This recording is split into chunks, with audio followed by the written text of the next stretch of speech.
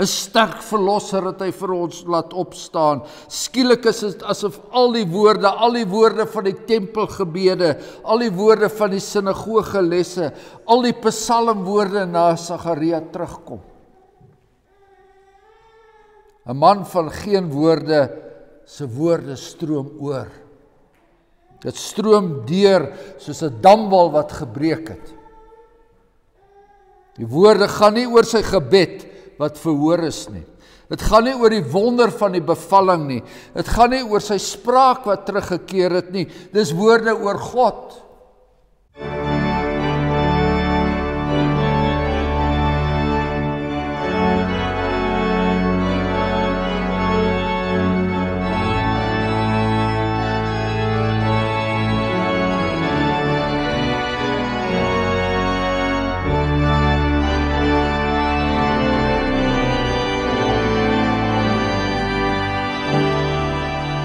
Kom ons bid saam.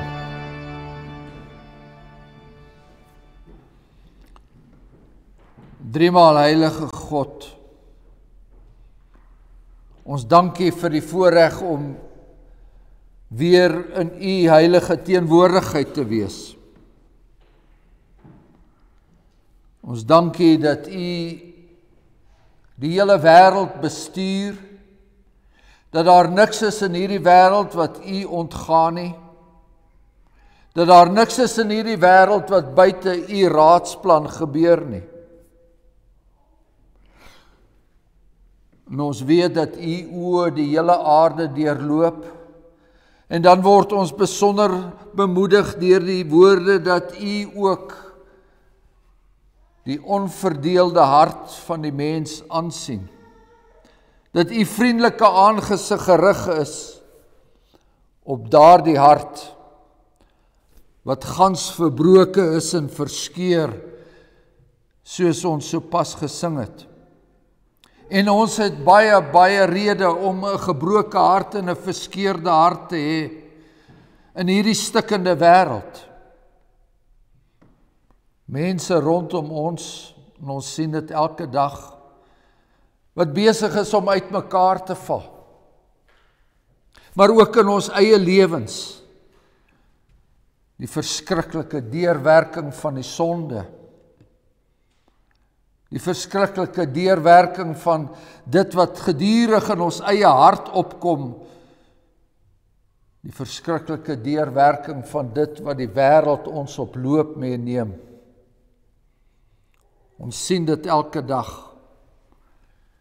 Ons sien die werke van die duiwel, die owerste van die lig in hierdie wêreld, besig om U gemeente kragtig teen te staan en elke gelowige aan te val en aan te kla by elke geleentheid. En daarom kom ons na U toe met ons hande uitgestrek, en U wat weet wat die oorlegginge van ons hart is, U wat weet wat die opregtheid is waarmee ons na U toe kom. Ons bid tot U dat U ons genade sal aansien. Dat U die gebed van ons Here Jesus Christus sal hoor, daar waar hy nog steeds vir ons intree in ons swakheid, daar waar hy aan U regterhand staan. Ons behou vas aan die belofte dat hy elkeen van sy skape sal bewaar tot met die dag van die finale oordeel. Ons bid dan dat ons nou gelowig na die woord sal luister wat sy evangelis vir ons opgeteken het, en dat ons daardeur sal leer en bemoedig sal word. Wees met hierdie diensknegt van U en met al die ander diensknegte die wêreld oor wat vandag U woord in gees en waarheid bring. In die naam van ons Verlosser Jesus Christus. Amen.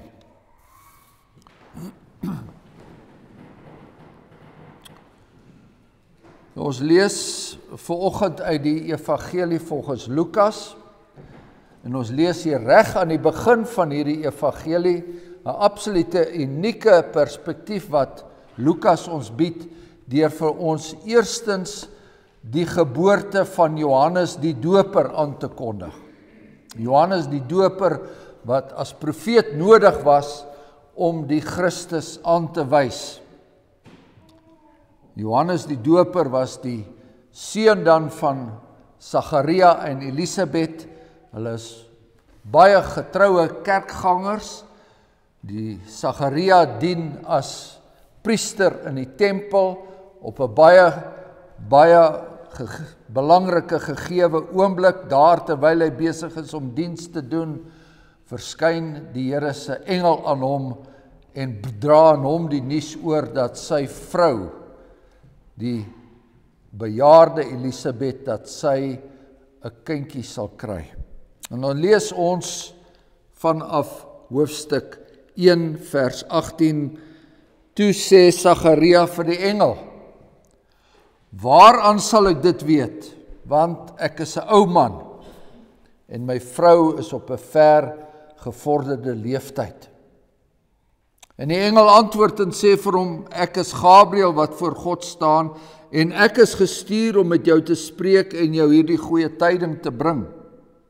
En kyk, jy sal swyg en nie kan praat nie, tot op die dag dat hierdie dinge gebeur, omdat jy my woorde wat op hulle tyd vervul sal word, nie geglo het nie."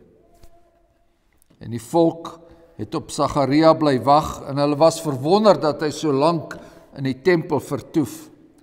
Maar toe hy uitkom, kon hy met hulle nie praat nie. En hulle bemerk toe dat hy 'n gesig in die tempel gesien het, en hy het aanhoudend vir hulle beduie en stom gebly. En toe die dae van sy diens vervul was, het hy huis toe gegaan, en na hierdie dae het Elisabeth sy vrou ontvang, en haar 5 maande lank verberg en gesê: "So het die Here met my gedoen in die dae toe hy my aangesien het, om my smaad onder die mense weg te neem." En nou lees ons verder in hoofstuk 1, nadat die geboorte van Jesus aangekondig is, lees ons hoe Maria deur haar niggie Elisabeth besoek is. Vers 39.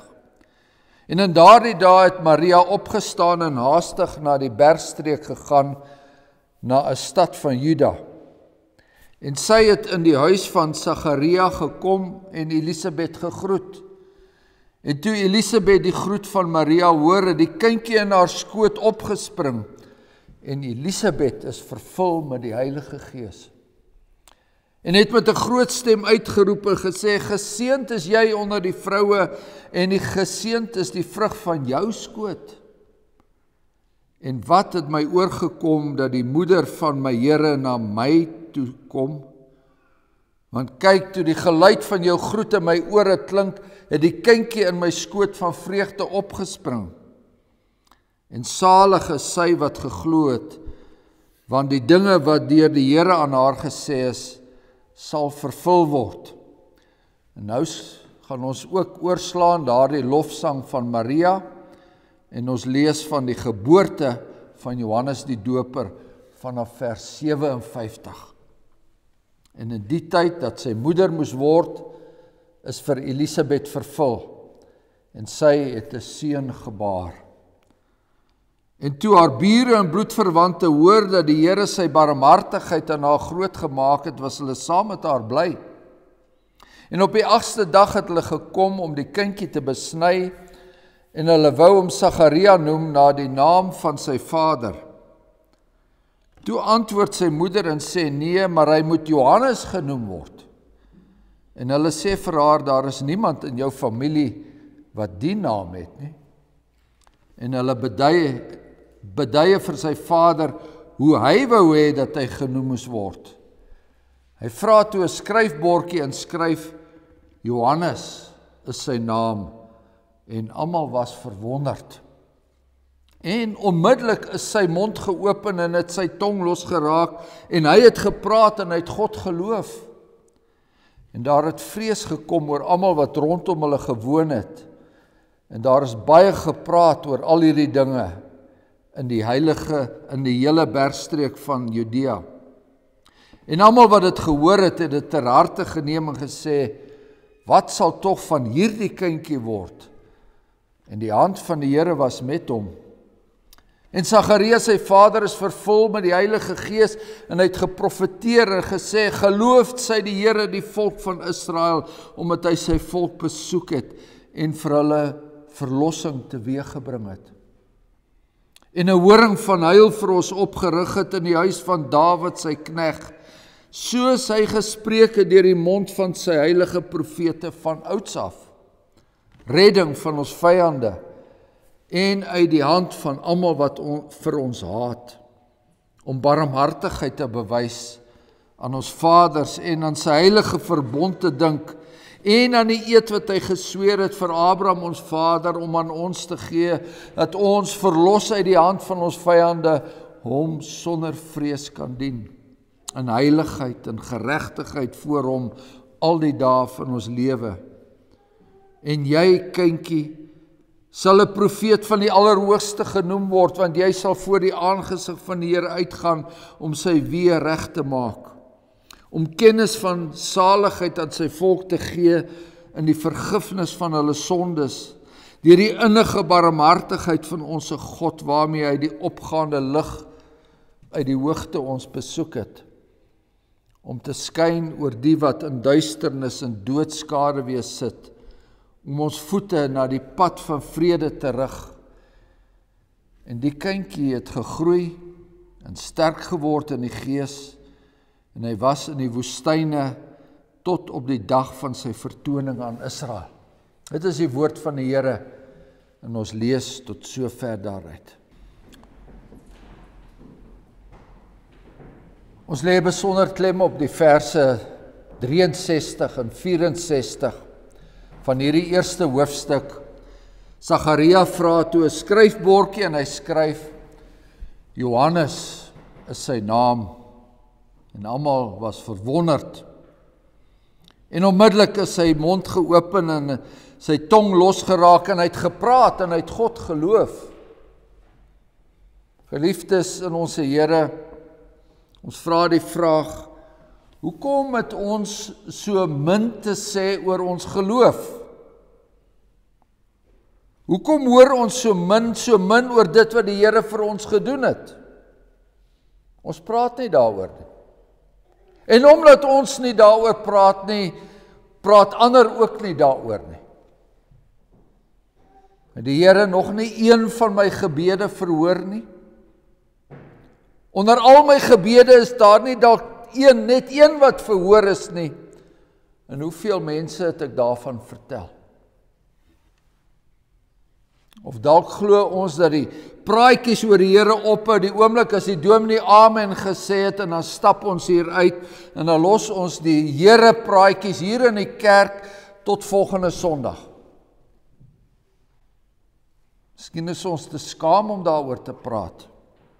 Die Here het wel groot dinge in my lewe gedoen, maar ek bly liewer stil, want jy weet 'n mens moet ook nie te wees nie. Mens loop ons nie met jou hart op jou mou nie, of ons dweep ook nie, soos baie ander kerkverbande doen nie. Is dit hoekom ons so min te sê het oor ons geloof?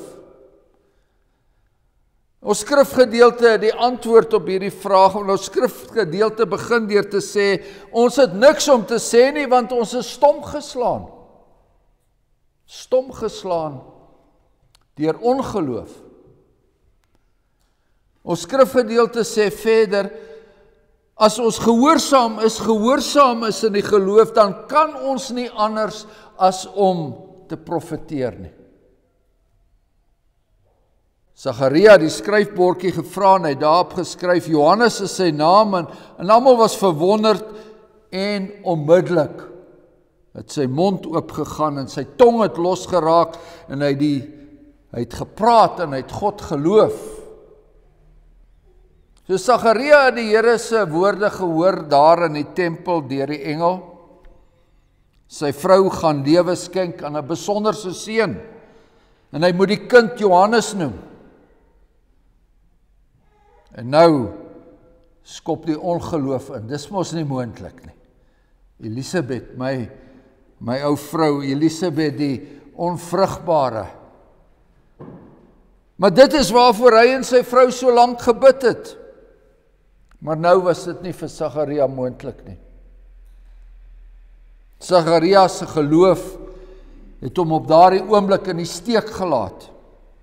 Sy gesonde verstand het eenvoudig botweg geweier en gesê dit kan nie. En daarom sou hy nie meer verder kon praat nie. En kyk, jy sal swyg en nie meer kan praat nie, omdat jy my woorde nie geglo het nie, tot op die dag dat hierdie dinge gebeur. En toe die priester daarna, nadat die engel aan hom verskyn het, weer voor die volk verskyn, toe die priester die seën oor die volk moes uitspreek, toe sprak hy geen woord nie. Toe word die priester 'n man van gebaretaal. Sagaria word toe die gevangene van sy eie stomheid, die gevangene van sy eie ongeloof. Vir meer as 9 maande is hy opgesluit in 'n tronk van stilte.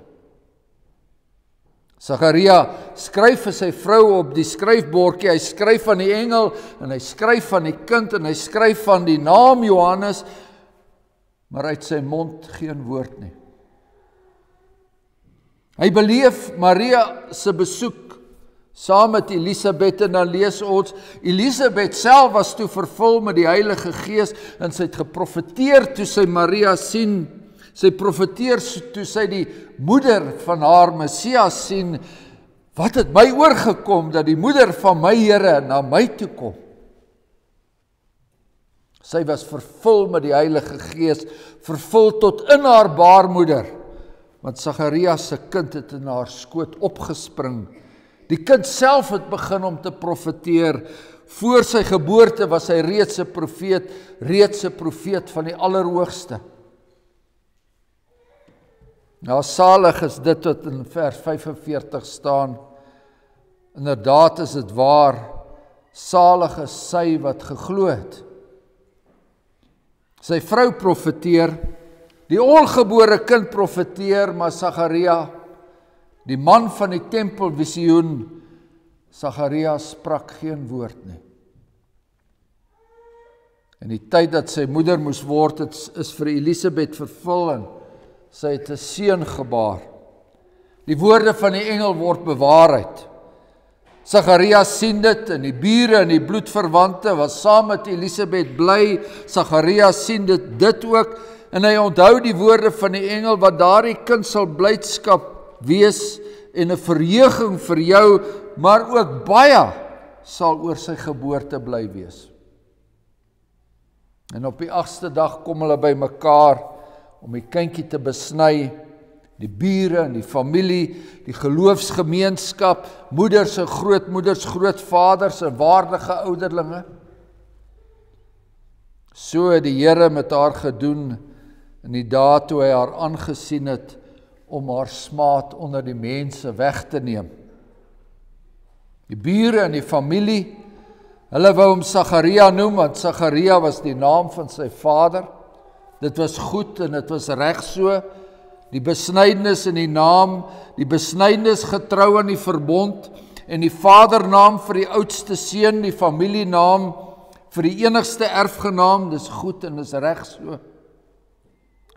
Maar vir Elisabeth was dit nie goed en reg nie. Nee, sê Elisabeth, dit mag nie. Hy moet Johannes genoem word. Maar hoe dan so, Elisabeth, daar's niemand in jou familie wat die naam het nie. Dank die Here, broeders en susters. Dank die Here vir ons vroue wat glo, wanneer ons stom is van ongeloof.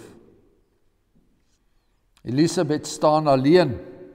Sagaria moet nou help. Al is hy stom, moet hy help. Bring die skryfbord, laat hy uitspraak gee. En so kom die laaste deel van die engelse woorde in vervulling. Jou vrou Elisabeth sal vir jou 'n seun baar en jy, Sagaria, moet hom Johannes noem. Jy moet hom Johannes noem. Jy, Sagaria, moet hierdie dinge in geloof aanvaar. Johannes is sy naam, skryf Sagaria. Dis die taal van geloof. Dis die oorwinning oor ongeloof.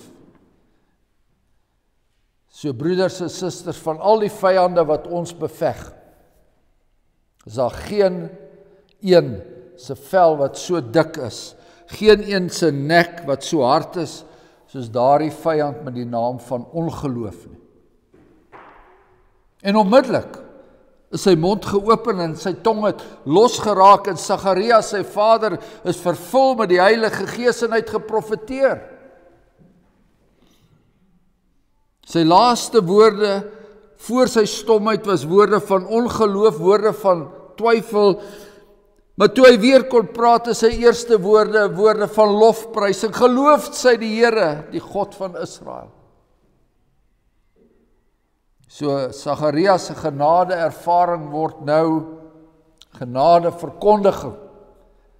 Geen opstand, omdat die Here hom 9 maande lang tot stomheid geslaan het nie.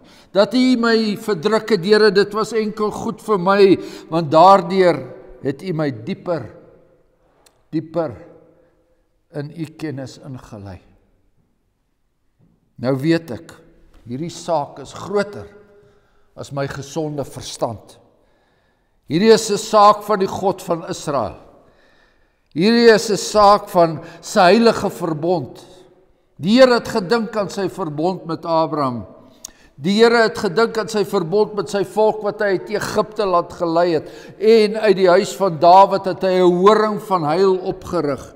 'n Sterk verlosser het hy vir ons laat opstaan. Skielik is dit asof al die woorde van die tempelgebede, al die woorde van die sinagogelesse, al die psalmwoorde na Sagaria terugkom. 'n Man van geen woorde, se woorde stroom oor. Dit stroom deur soos 'n damwal wat gebreek het. Die woorde gaan nie oor sy gebed wat verhoor is nie. Dit gaan nie oor die wonder van die bevalling nie. Dit gaan nie oor sy spraak wat teruggekeer het nie. Dis woorde oor God. Dit gaan oor God se verbond, oor God se verlossingswoorde. Dit gaan eerstens oor God die verlosser. Sagaria, die vader en die priester tree nou op die agtergrond. God en Christus is nou die hoofsaak. Nie my kind nie, maar die kind. En die kindjie voor hom, jy kindjie, sal 'n profeet van die Allerhoogste genoem word. Die bure, die familie, die besoekers vir die besnydenis, hulle was verheug by hulle aankoms. Hulle is verheug oor daardie buitengewone bevalling. Hulle het hulle later verwonder oor die naam. En toe hulle later die woorde van die profesie hoor, toe lees ons, daar het 'n vrees gekom oor almal wat rondom hulle gewoon het. En daar is baie gepraat oor al hierdie woorde, baie gepraat deur die hele bergstreek van Judea. Vreugde, verwondering, ontzag, en nou kom die tonge los. Hulle het Sagaria se profesie gehoor, en hulle het nou self profete geword. Ja, meer as net die ongelowige Sagaria se tong het die dag losgekom. Mag ons tonge ook loskom, geliefdes. Mag ons ook verlos word van hierdie stomheid. Miskien sal jy sê, hierdie dinge het nie betrekking op ons nie. Dis 'n verhaal van 'n besonderse priester en sy merkwaardige vrou, besonderse en merkwaardige mense in 'n buitengewone swangerskap lank gelede. En die kindjie, die profeet van die Allerhoogste, hy was legendaries. Onder die vroue wat gebore is, het daar nie een opgestaan wat groter as Johannes die Doper was nie. Hoe het hierdie dinge dan betrekking op my? My naam is tog nie Sagaria, die priester nie. Hierdie gebeure maak my nog nie 'n profeet nie. Ek is tog nie Johannes die Doper nie. Ek is tog nie groter as Johannes die Doper nie. Of is ek? Onder die wat uit vroue gebore is, was daar nie een wat groter was as Johannes die Doper nie. So staan daar in Matteus 11. Maar staan daar ook, die kleinste in die koninkryk van die hemele is groter as hy. Johannes die Doper het die koninkryk van God sien kom. Met die koms van die Here was die koninkryk daar. Dit het gekom met Christus en dit kom nog steeds. Die wat leef in die bedeling van die koninkryk van God, die wat deel is van God se volle openbaring, die kleinste van hulle is groter as Johannes die Doper. Hulle is almal groter as Johannes die Doper. Hulle is almal groter as sy vader Sagaria. U en ek is groter as Johannes die Doper, groter as Sagaria, want aan ons is daar meer geopenbaar. Ons is deel van die koninkryk waarvan hulle maar net kon profeteer. Ons het meer ontvang as wat hulle ontvang het. Johannes die Doper het met water gedoop, Christus het met die Heilige Gees en met vuur gedoop. Op Pinksterdag stort hy sy Gees uit, in oormaat. Meer is genoeg vir die dag, meer is genoeg vir alle tye. Op daardie dag haal Petrus die profeet Joël aan en hy sê, in die laaste dae spreek God, sal ek my Gees uitstort op alle vlees. Julle seuns en julle dogters sal profeteer, ook my diensknegte en diensmaagde. En ek sal in die dae my Gees uitstort en hulle sal profeteer. Jy sien geliefdes, want ons leef in 'n ander bedeling. Selfs kinders is nou profete. Selfs bediendes en werkers is nou profete. En volgens ons belydenis staan elke gelowige nou in die ampt van die profeet. Dit is die Heidelbergse Katekismus, Sondag 12. Maar ons is so stil. Ons het so min om te sê. Ons bure en selfs ons eie familie. Praat ons met hulle oor die Here. Moenie aanvaar dat hulle weet nie. Ons almal het die profeet se stem vandag meer as ooit nodig. Is daar dalk enige rede hoekom ons nog stom sal wees? Is daar enige rede hoekom ons tonge nie los is nie?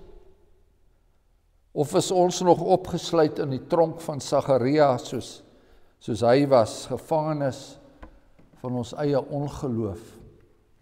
Amen. Kom, laat ons dank.